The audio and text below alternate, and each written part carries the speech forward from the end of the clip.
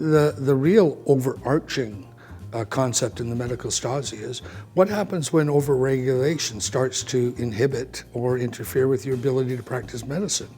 I'm not here to say it's wrong, but I am here to say it has an impact, and it behooves us to look both at the intended as well as the unintended consequences. And if we don't talk about it, there's going to be an assumption that things like the CDC guidelines and mandatory urine drug testing, all of these are magically going to be parts of the solution. But we know everything has a positive and a negative, and it's that balance that I don't think we're nearly there with yet.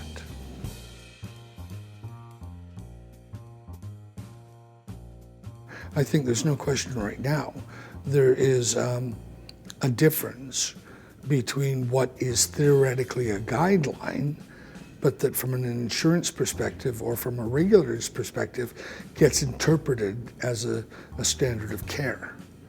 And that worries me, obviously, because, you know, my analogy that I use is if you're driving down the highway and you're heading into a brick wall, when you take your hands off the wheel, you could theoretically say you weren't responsible for the crash, but the outcome's not going to change. Dead's dead. And so if after pumping opioids into a system without a lot of refined thinking, we now have a system that is highly dependent and may need to go outside the system to meet their current needs, i.e. buying illicit substances, the first time they make that mistake, maybe the last time they make that mistake, because of illicit fentanyl, illicit carfenta, which is even more potent, people are making one bad decision, and the practitioner who stopped prescribing, you know, is kind of left in a dilemma. At some level or another, they realize they're not completely free of guilt or responsibility around that. How do you reconcile that? I don't know. And I think that's one of the things we're trying to develop through an ethical stream with people like Dr. Steven Ziegler and Jennifer Boland, is how do you meet the legal needs while at the same time recognizing when the law isn't quite right, helping it derive an iterative solution.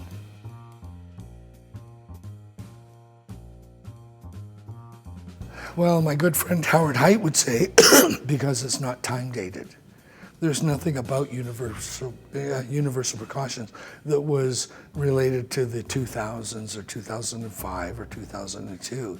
It was really a request to consider the human condition as intrinsically risky and recognize that we can better manage that risk by acknowledging it. Now, is that always going to be a problem? Personally, I think absolutely. We always have to look at people who may not otherwise outwardly meet our criteria for potential problems and recognize that we don't know how they grew up. We don't know what their family history is. All those things are about assessing risk in the individual.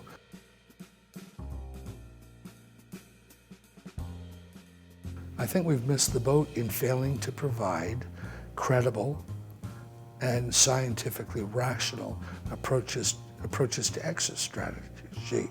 The exit strategy is probably key here, even more than universal precautions, because without having an exit strategy in place, you have to assume you can prevent the wrong people from coming into your treatment program for trials of opioid therapy.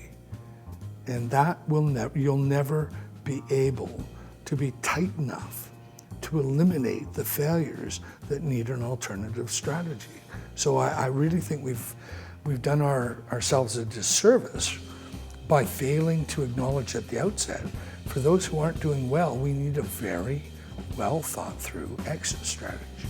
I think that's honestly, in fact, even at this year, one of the topics that Steve Ziegler and I were involved in was the ethical and legal implications of involuntary tapers.